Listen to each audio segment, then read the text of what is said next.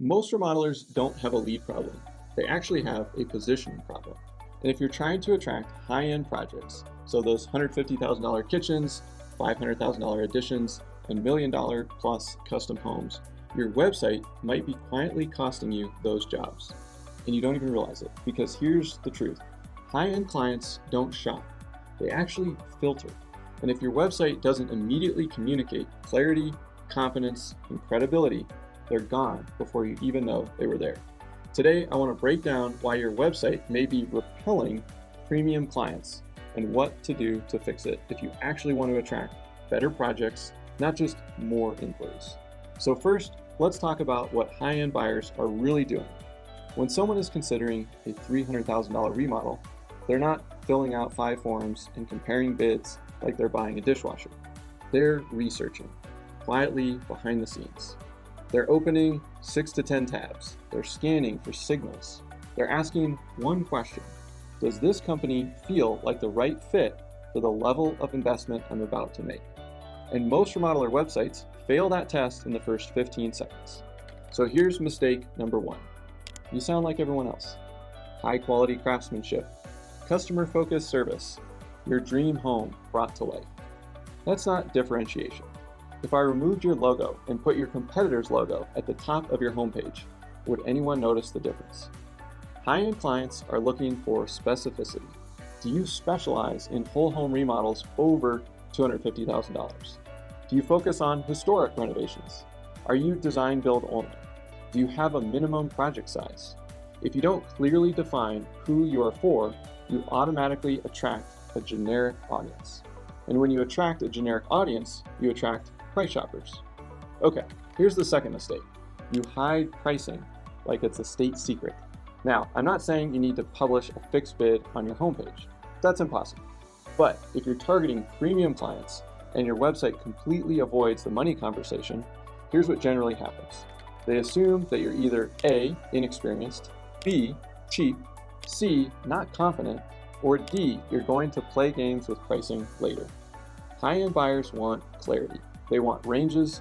They want to understand what drives cost. They want to see that you've done projects at their budget level before. If someone is planning a $400,000 addition and your website only shows $60,000 bathroom remodels, they don't call you. They assume you're not in their league. That's a website problem, not a lead problem. Okay, the third mistake. Your website doesn't filter. This one is big. A strong website should repel bad fit clients just as clearly as it attracts the right ones. If your minimum project size is $150,000, say it.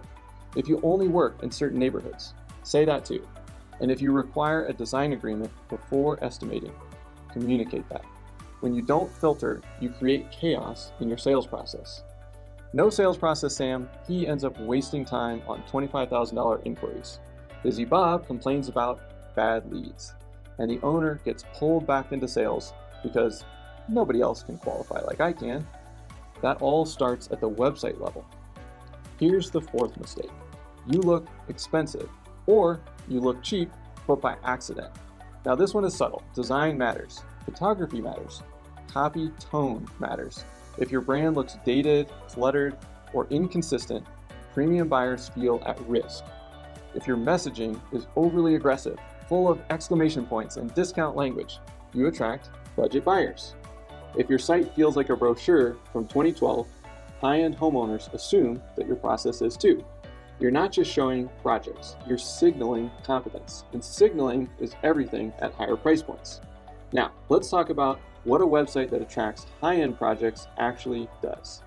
Number 1, it's clear.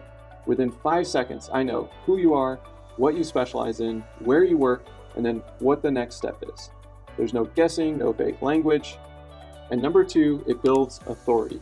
So project spotlights that show scope and budget level, testimonials that reference investment size and experience, and clear process explanation, design, pre-construction, and build.